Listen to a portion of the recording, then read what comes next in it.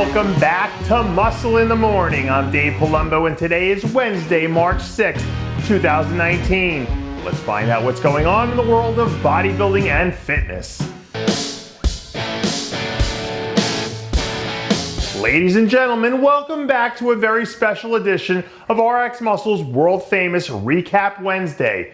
And let's jump right into our Arnold Classic recap by starting off with the biggest news of the weekend. Brandon Curry grabbed the biggest win of his career in dramatic fashion by edging out last year's champ, William Bonac. And at the end of the day, the men's open came down to this two-man race between a near-perfect William Bonac, who just so happened to run into the buzzsaw that was a career-best effort from Brandon Curry. For Curry and his team, this win sets the stage for a really interesting 6-month stretch that could end up defining his career. So now that the ball's in his court, it's time to see what he can do come Olympia time. Moving on to the men's physique division now, where we saw a little bit of bodybuilding history made as Andre Ferguson became the first man to ever repeat as Physique International champ. Pound for pound, the top 4 of this lineup was probably the most competitive it's ever been, which makes what Ferguson did here even more impressive since he had to hold off an entire lineup of killers to make it happen. Over on the women's side of things, just as we predicted, it was game, set, and match from the minute Natalia Quello stepped on stage, as she became just the 3rd woman ever to win the Physique International title. For Natalia, this win puts her right up there alongside the Dana Lynn Baileys and Juliana Melicarnis of the world as one of the best to ever do it in women's physique. And considering the fact that she's getting better every time we see her, who knows how much more she might have left in the tank. Coming into the weekend, everyone was talking about Classic Physique being one of the hottest tickets in town. And man, let me tell you, it did not disappoint. George Peterson and Steve Loria stood up there on stage trading punches for what was probably the tightest race of the entire show.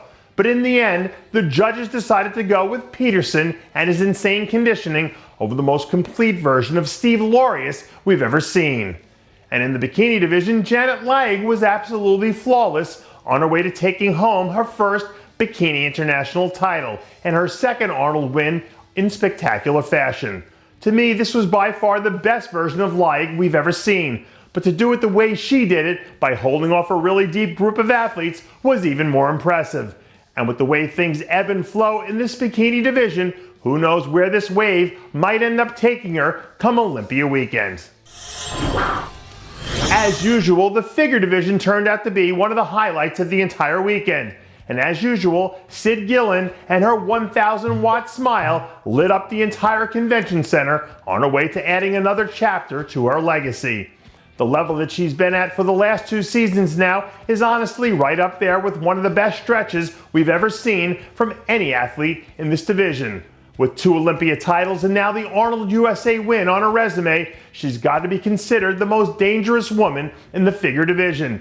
And come Olympia time, the rest of the field, including former champ LaToya Watts, will have their work cut out for them trying to displace her from her throne. Now we're jumping over to the fitness side of things, which always ends up being one of the most entertaining parts of the weekends at these big events, especially if you're a Ryle Grable fan.